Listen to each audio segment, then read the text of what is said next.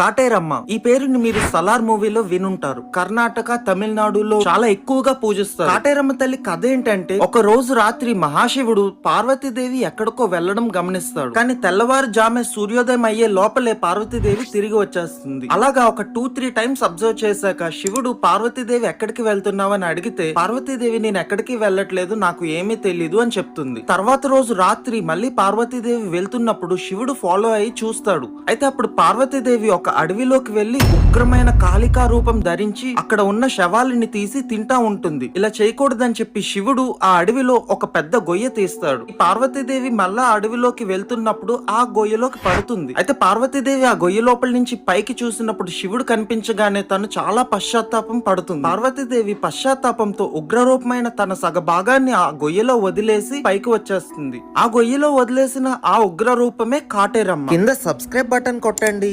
కాటే